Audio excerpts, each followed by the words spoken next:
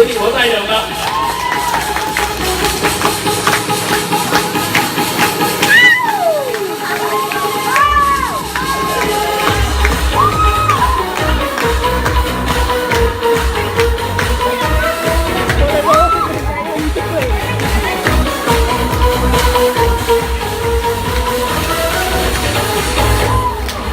Về Việt Nam mắt người xa quá, nghe đâu đây tiếng vọng hòa bình.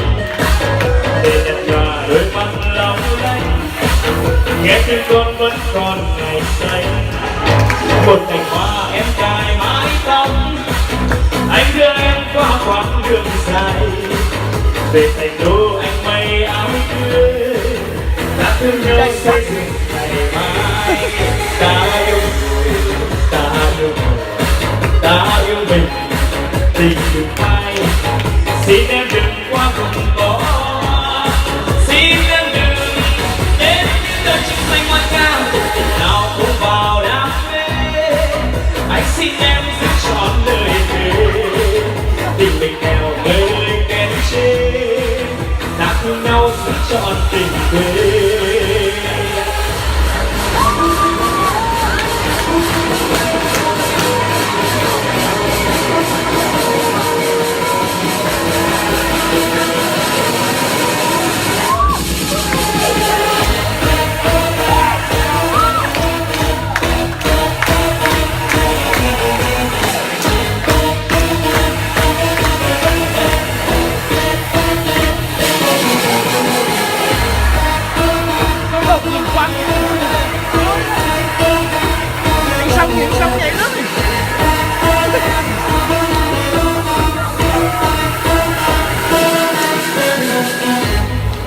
Về Việt Nam mắt người xa quá, nghe đâu đây tiếng vọng hòa bình.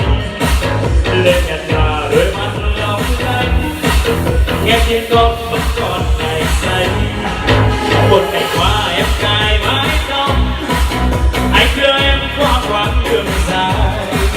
Về thành đô anh may áo cưới, ta thương nhau xây dựng ngày mai.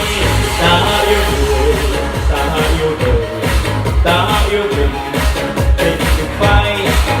Xin em đừng qua vùng có hoa, xin em đừng đến những nơi trông xanh hoa cát. Cùng nhau cũng vào đam mê, anh xin em giữ trọn lời thề.